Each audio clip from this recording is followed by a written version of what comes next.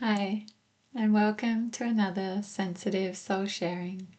Today I'm going to be talking about when and how to listen to your body. Do you find it hard to know whether it's your intuition, your gut instinct, or something else speaking to you? You try to feel the fear and move through it anyway because this is what everyone tells you to do. But as a sensitive soul, maybe you struggle with this. Maybe this isn't really working for you. And I want to share with you my experience in hopes that this helps you on your journey. Starting on my spiritual journey, something that was really important to me was learning to listen to myself and build self-trust. And so in this process, I learned to understand the messages within myself, when my nervous system was being triggered, when something was a genuine intuition, and when my gut feeling was kind of pushing back against me.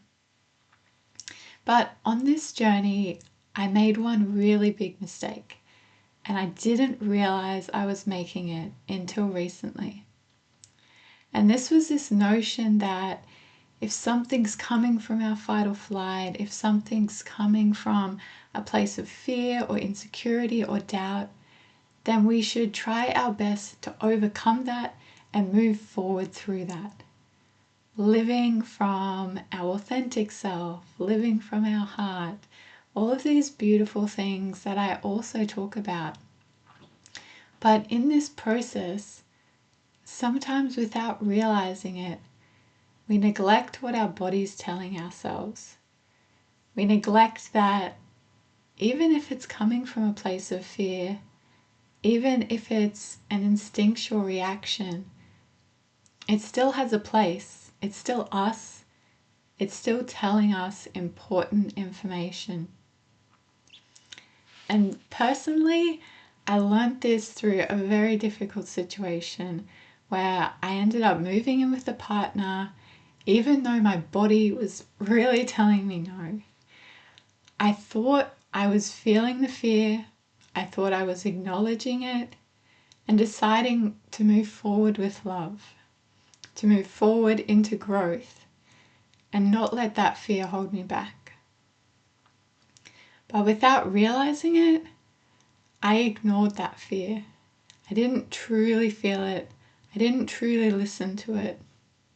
I moved forward anyway without giving myself enough space.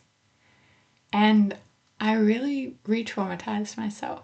I caused more damage to myself from not listening to when my body was saying no. And I feel like this is a very common mistake that people can make.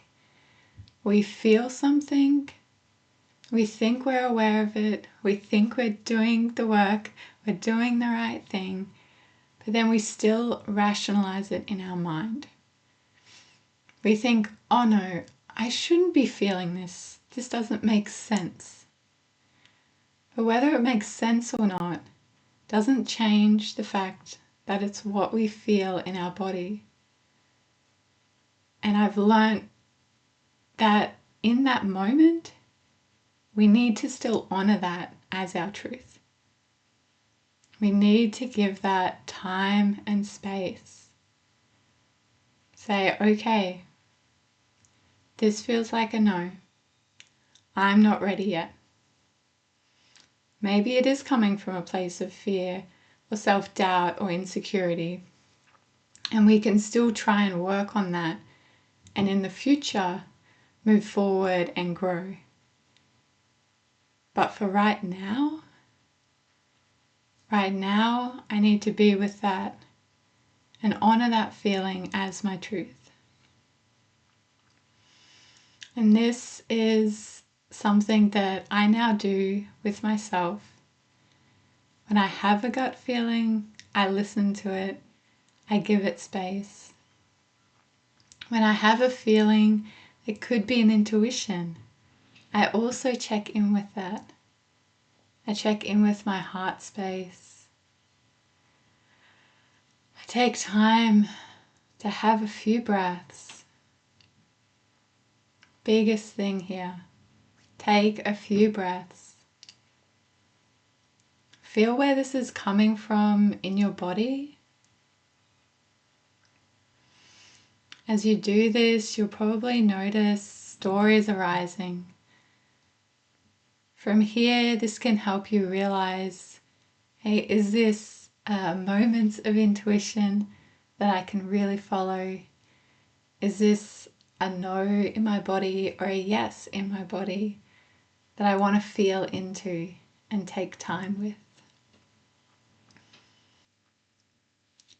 Give the feelings and sensations space and time. If you notice yourself starting to rationalize what's happening for you, starting to justify it, I invite you to come back to a space of compassion. Compassion for yourself and where you're at. You don't need to be anyone else. You don't need to be 10 steps into the future. Where you are right now is perfectly fine. What you're feeling right now is your truth for you to experience and for you to honor. And if you're someone who identifies as being sensitive, it's very easy to get caught up in other people's opinions, what's going on around you, other people's energies, and it can be harder to really listen to yourself.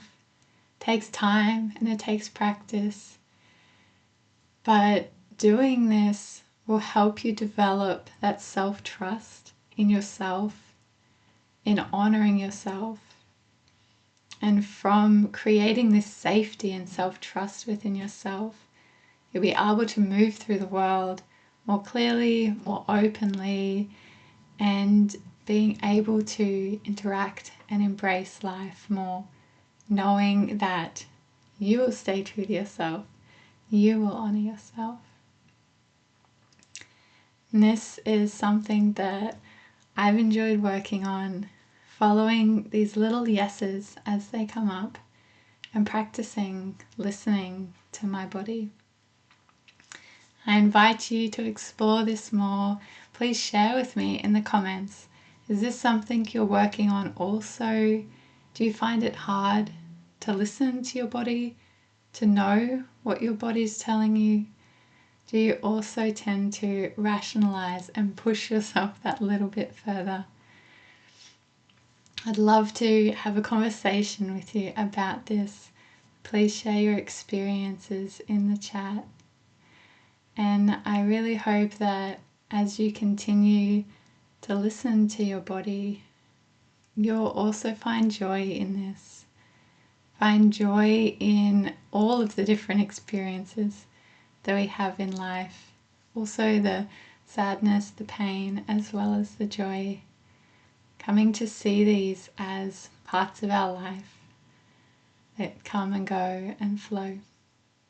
I hope this has inspired you to honor your body and what it's telling you, even if it's not very convenient at the time. Thank you for joining me. Please like and subscribe if you want to hear more sensitive soul reflections and heart-centered meditations. Sending you peace and joy.